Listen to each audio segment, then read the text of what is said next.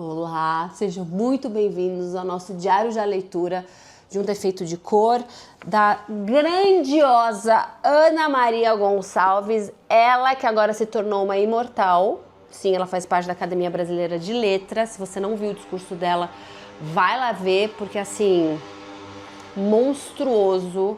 Também o que significa, né? A gente tá lendo o livro e a gente sabe que esse livro é muito bom mesmo, assim, sem sombra de dúvida, sem sacanagem. Eu acho que esse livro vai ser obrigatório real daqui uns bons anos, como literatura brasileira e de conhecimento histórica também, né? De conhecimento histórico do nosso país. E ela é a primeira mulher negra a fazer parte da Academia Brasileira de Letras, tá? Tava na hora, né? Enfim, mas não tinha como. Não tem como, tá? A gente tá no capítulo 4, e que é o quê? Página 260 de um livro de mais de quase 1000 páginas, 800, sei lá, 900 páginas. Cara, você já tem dimensão da grandiosidade disso. Esse livro tem um ritmo muito bom, assim, sabe? Não tem enrolação, ela é bem didático e, claro, a gente está tratando de um assunto horroroso que foi a escravidão no nosso país e, assim, ela brilha na escrita, assim, e você se pega não conseguindo parar de ler, que eu acho que é o grande elogio para qualquer escritor, assim, eu não consegui parar de ler seu livro. E é isso, é o que você quer que a pessoa vire a página. E então ela tá lidando com várias coisas aqui muito importantes, além para mim ser um livro didático, assim, da nossa história, coisas que só quem lê livros vai poder ter conhecimento, né? Tem coisa que não adianta a gente fazer vídeo, não adianta, a gente tem que ler sobre, sabe? Assim, o negócio tem que bater na gente, falar, meu Deus, o que aconteceu? Enfim, então todo final de capítulo, são 10 capítulos aqui deste livro, cada final de capítulo eu venho aqui e faço um diário de leitura, eu faço um pouco o resumo, eu falo um pouco dos temas, o que eu achei, eu já chorei aqui, eu já fiquei revoltada, aparentemente vocês estão gostando, eu tô tentando aqui, é a primeira vez que eu faço esse diário de uma leitura, né, de leitura, então eu fico meio que tateando para saber se interessa isso, né, a vocês. Se você nunca leu o livro, eu aconselho você primeiro ler e ir acompanhando. Tem desde o primeiro capítulo, então vai ler o primeiro capítulo e vem comigo. Acho que fica mais interessante assim, tá? Obrigada a todos vocês que se inscreveram no canal. Já peço, se você não se inscreveu, se inscreve. Deixe seu like, é importante para o algoritmo, para chegar para mais gente esse vídeo.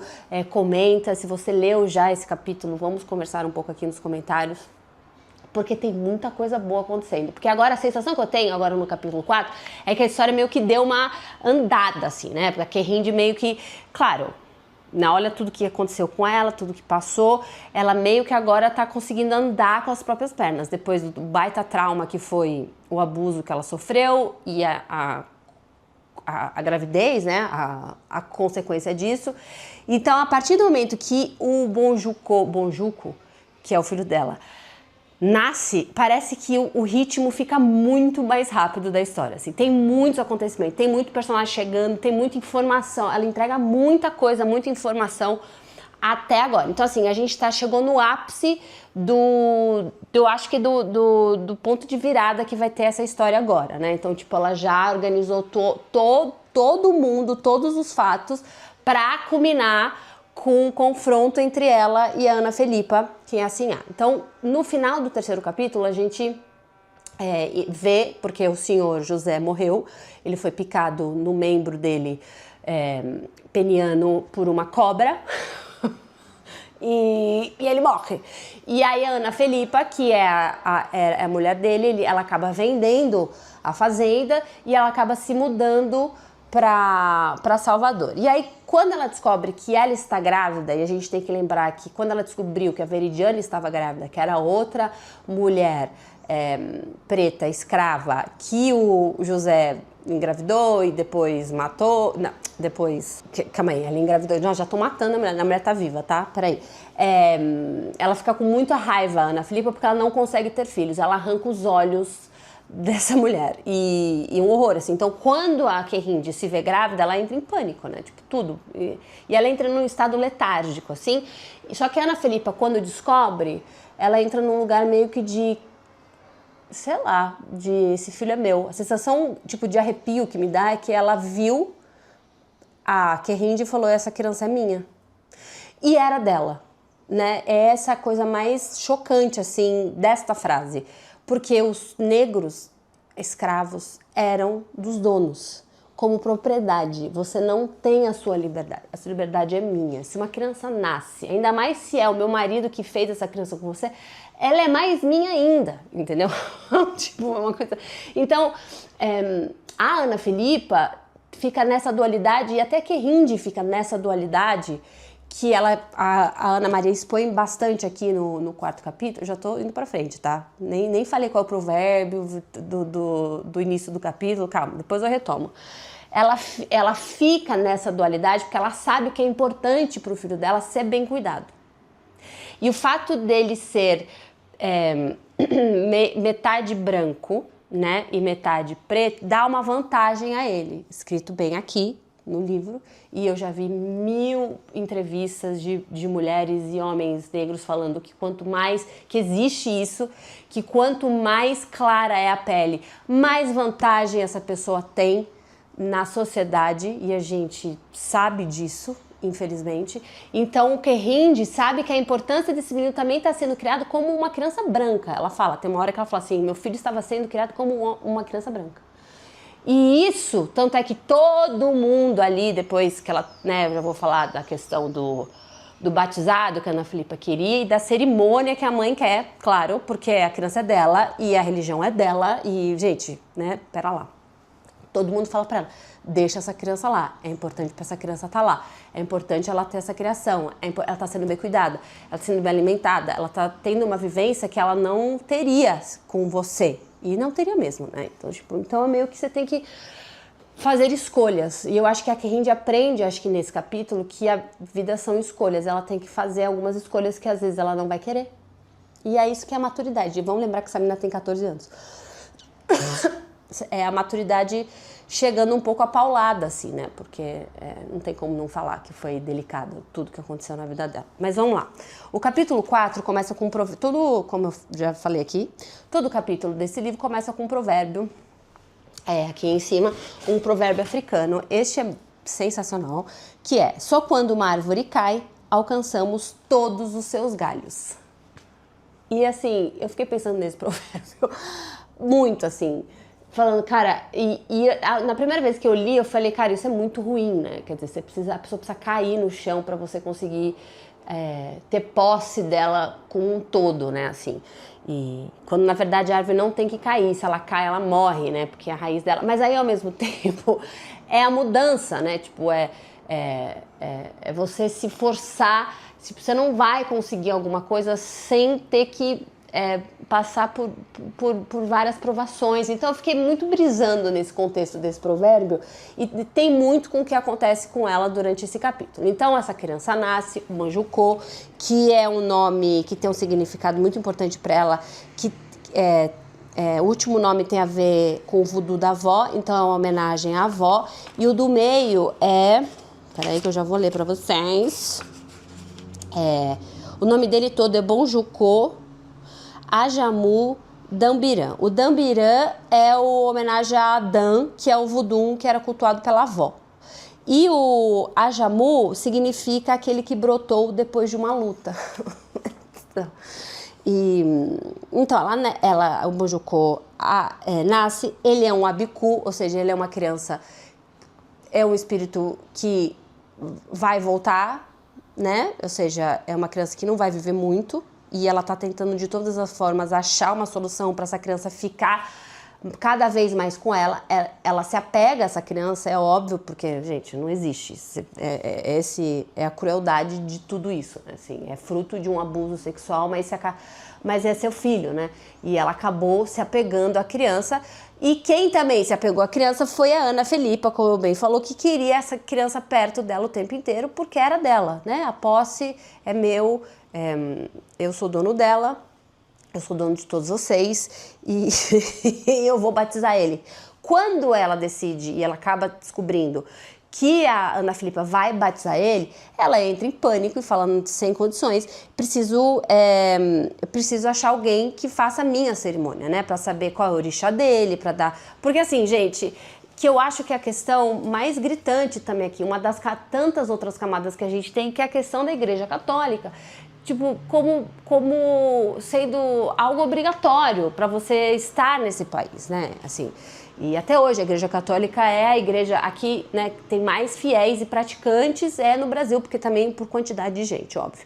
E assim, você só podia entrar no país sendo batizado, trocando seu nome. Então, como eu já falei no primeiro vídeo, no segundo, a identidade deles foram minados, assim, né? Tipo, eles são, tipo, destituídos de tudo, assim, de absolutamente tudo. E uma vez eu vi uma... eu não lembro, não era uma pessoa famosa, era uma pessoa que foi no Twitter ou escreveu um texto, um vídeo, mas aquilo me pegou, cara, é muito louco isso, porque ela fala assim, a gente não tem a nossa árvore genealógica, se a gente sabe até onde, sei lá, nossos avós nasceram, a gente tem a certidão de nascimento dos nossos, até quem tem do avô já é um privilégio.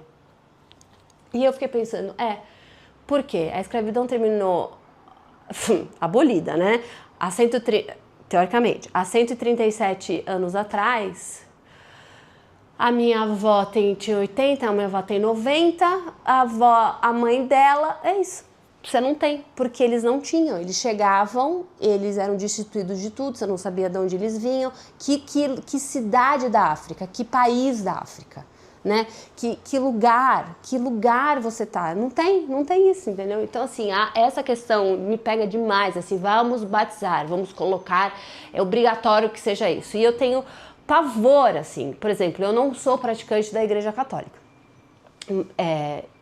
E eu e meu marido, nós somos, como casa, nós não somos.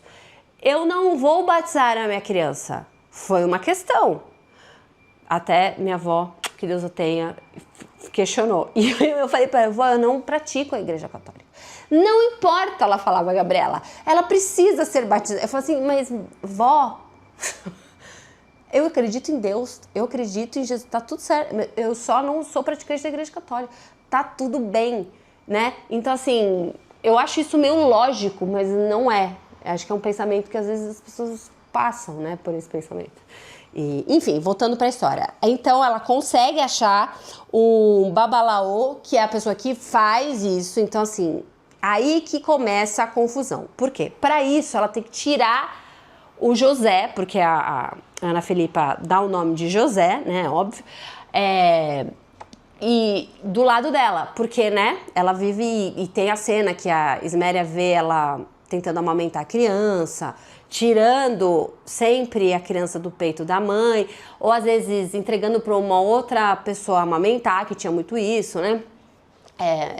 Enfim, e aí ela tem que fazer um esquema que ela precisa tirar a criança de lá para conseguir fazer a cerimônia. Óbvio que isso vai dar um quiprocó. Ela consegue, ela fala que a criança tá meio que doente, não sei o que, e ela vai para a cerimônia, que é um pouco longe, bem afastada. E ali a gente vê todo esse tipo de cerimônia, a gente consegue entender como que funciona isso na religião dela, né? E ele é de Oxum também, Oxum ou Ogum? Ele é igual a mãe.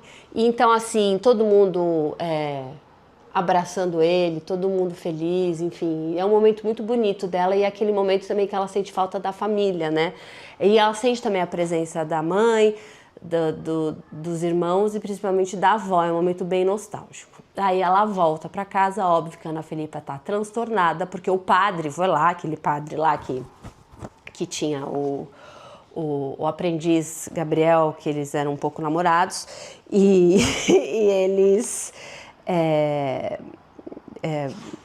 ele foi lá para falar sobre o batizado, então ele tinha que ver a criança não estava.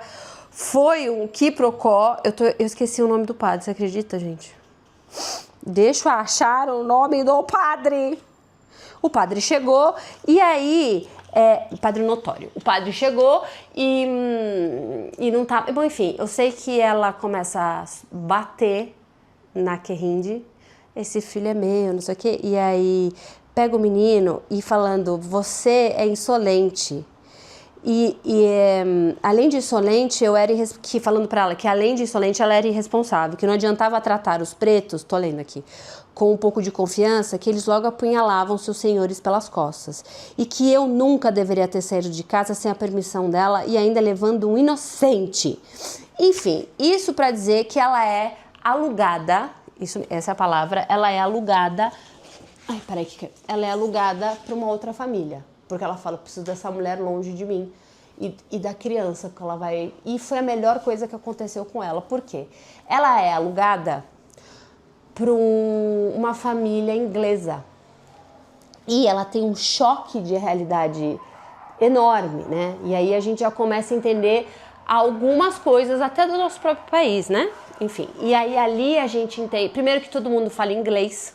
Ela tem que aprender inglês. Ela aprende inglês porque ela é uma mulher, uma menina, né? Muito inteligente e ela aprende rapidamente inglês. Ela vai ser dama de companhia também, como ela era quando ela adentrou a casa da Ana Filipa. O nome delas eram Mrs. Clegg e Mary Ann Clegg. E o senhor, né, o dono dela, que alugou ela, chamava Mr. Joseph Edward Clegg. Coisas importantes que acontecem aqui dentro dessa casa. Ela aprende que a condição precária em que ela está tem muito mais a ver com o caráter e como os senhores dela tratam ela. Porque assim, ela está na mesma condição de escrava, mas ali ela tem minimamente né, individualidade, respeito. Isso não tô falando... ela não é para ser escrava mais, tá? Ela tá só tipo, tendo esse raciocínio agora de que ela... então pera lá. Isso daqui onde a gente dorme, nessa condição, como a gente é tratado, isso aqui tá errado. Tem um lugar onde eu tô numa condição de cargo igual, mas que eu consiga ter minimamente uma vida digna. Sim, né? E ela começa a observar todas as pessoas que trabalham lá, né? Então tem o José da Costa, que foi pegar ela lá e que era para ser o capataz, mas de capataz não tinha nada, porque o que ela conhecia de capataz era aquelas coisas horrorosas que a gente viu nos primeiros capítulos lá na fazenda. Aí tinha a Miss Margaret, que era governanta, que era uma mulher de idade já, né? E tinha a Domingas, que foi encarregada lá de arrumar ela na hora, assim. Então a Domingas foi meio que ajudou ela, explicou que ela tinha que aprender bem inglês, explicou como é que era a casa, o que ela tinha que fazer. E aí ela tem também um lugar, ela fala assim, que ela olha para as duas meninas que ela tem que ser dama de companhia com muita compaixão, assim, compaixão no sentido, porque são crianças que não podem nada, né? Não podem brincar, não podem fazer nada, a vida delas é aula de piano, é aula de não sei o que, então assim, que vida triste que essas crianças têm, né? Então, assim, a diversão delas é mostrar os brinquedos, porque os brinquedos se brincam sozinhas, né? Ela tem isso, ela fala assim, elas nem tem que elas brincar com os brinquedos, os brinquedos se mexem sozinhos, né? E assim, se naquela época já era, imagina agora, né? E eu vejo muito isso, as crianças não sabem brincar mais, né? Mas não tem nada a ver com o tema, porque é outra situação, pelo amor de Deus, não tem nada a ver. Só peguei uma situação específica sobre crianças que não sabem brincar, tá? E ali acontece uma coisa muito legal, que ela aprende a fazer cookie, tá? Essa é uma informação importantíssima, porque vai acontecer lá na frente, tá? Ela acaba cozinhando, aprendendo rice pudding, coisas inglesas, e tem uma situação aqui que ela fala que... Peraí, depois eu vou falar dos dois personagens que ela... Ai, eu anotei! Que é as damas de companhia. Então, peraí. Ali também, ela conhece o Ajali e o Sali, que eram os nomes, né, deles, né, que ela fala, entre o povo deles, eles eram tratados como Bilal Sali, que era um título de sacerdote muçulmano, e eles também trabalhavam lá. Depois a gente vai rever eles mais um pouquinho pra frente. E aí uma coisa que ela percebe é que ela vê que tanto a Mrs. Clegg com as amigas, não sei o quê, as mulheres estrangeiras quase não saíam de casa com acompanhantes pretas, preferiam as empregadas brancas, que muitas vezes tinham se mudado com elas dos países de origem. Coisa que logo algumas senhas brasileiras começaram a imitar, porque a Antônia, que é a que fica com a Ana Felipa, começou a ganhar roupa, porque assim, como a Ana Felipa andava, e tinha muito disso, porque depois ela ganha aquela... Ai, não é carroça, é um troço que... Ai, tem que ficar lá dentro, porque você não vê as mulheres, né? Você, na rua de Salvador, você não vê ninguém branco, porque tava todo mundo dentro daquelas caixas, atravessando a cidade, e quanto mais ostentação, melhor. Então, a pessoa que acompanhava ela na cidade tinha que estar muito bem arrumada. Então, a Antônia tava sempre com muitas joias, com, tipo, sabe? Tipo, um floreio absurdo, né? E aí, depois que essas mulheres que vinham lá da Europa, vinham no título de au pair, que, enfim, porque eram pessoas que sabiam se vestir melhor e se comportar mais. Bom, enfim, o que acontece aqui é que ela se sente muito bem ali e ela acaba indo sempre visitar o filho, né? Então, como ela tem um quarto só para ela, né, um espaço só para ela tem a liberdade de poder sair de lá e ir para casa antiga e ver o filho. Então e esse também é um problema mais tarde, né? Porque ela é pega por pessoas que estão na rua e perguntam o que você está fazendo aqui, biriri, biriri. Ah, outra coisa importante é que eles escondem o fato dela ter sido mãe com 14 anos. A Domingas, que veste ela, na hora vê o peito dela e ela fala, eu tive um neném, não fala isso, vamos esconder isso, porque senão ele vai te devolver, porque é uma má influência para as crianças. Enfim, ela acaba sendo presa até explicar que ela o que você tá fazendo na rua, o que você tá fazendo lá, aí tem que explicar pro Sr. Clegg que ela estava indo ver o filho e aí ele fala, não quero mais ela acaba voltando para trabalhar com a Ana Felipa e aí começa a virar o quiprocó. Outro personagem importante que chega aqui é o Francisco. O Francisco é comprado também pela dona Ana Felipa para ajudar o Francisco e o Raimundo, mas o Francisco é... Raimundo? Raimundo. Então o Sebastião precisa de ajuda, né? O Sebastião é aquele cara que faz tudo dela, só que ele já tá ficando mais velho, então ela vai e compra no mesmo mercado que ela comprou a Querrinde, que o marido dela comprou a Querrinde, enfim, e tudo o resto. Ela adquire Francisco e Raimundo. Francisco é um deus maravilhoso, assim, divino, ela se apaixona na hora, né? Ela começa a ter... reações intensas em relação a ele, né? Tipo, ela vai meio que ver lindo. Só que quem também tem? Ana Felipa. Ana Felipa, gente, coitada, ela tem uma questão muito séria com a Querrinde, né? Primeiro, ela conseguiu ter um filho com o marido dela. Ela tem ciúmes por causa do filho, ela quer que o filho fique só com ela, tanto é que o filho chama ela de mãe algumas vezes, tal, não sei o quê.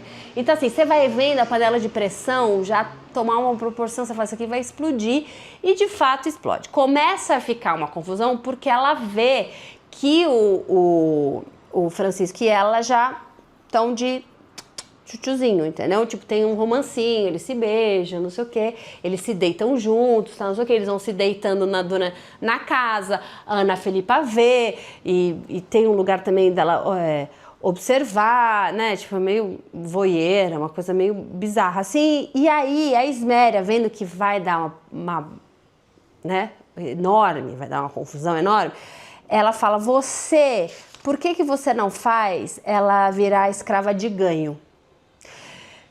E aí, beleza, o que é a escrava de ganho? Era uma forma também do escravo poder ganhar o próprio dinheiro para poder pagar a liberdade, mas essa conta, ela faz uma conta matemática que é um pouco assustador. Porque, tipo, gente, jamais eles iam conseguir. Quem conseguia era, tipo, tinha que trabalhar 10 anos da vida dele para pagar a alforra para eles poderem serem livres, né? Mas era essa possibilidade de ganhar dinheiro, e aí ela pensou nisso para poder comprar a liberdade dela e do filho. E o que acontecia?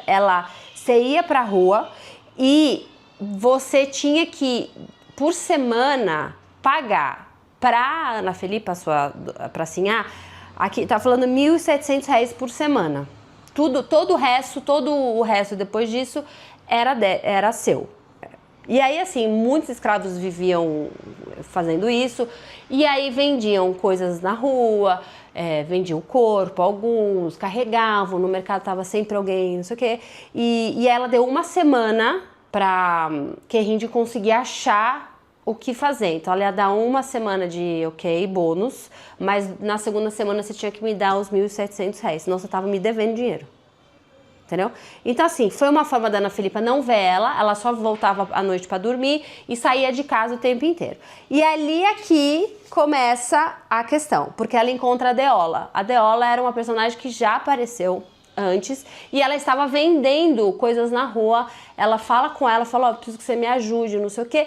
E assim, foi ela própria, a personagem fala assim, eu sei que as coisas vão acontecendo na minha vida e as dificuldades, as coisas, porque eu tenho que estar onde eu tô e as coisas de alguma forma dão certo. Então mesmo, assim, esse capítulo, não a situação que ela tá, mas assim, tipo, ela tá no lugar certo na hora certa. Então a Deola apresenta ela na casa, na cooperativa, essa palavra, que ela cozinha, que é do padre Nazaré?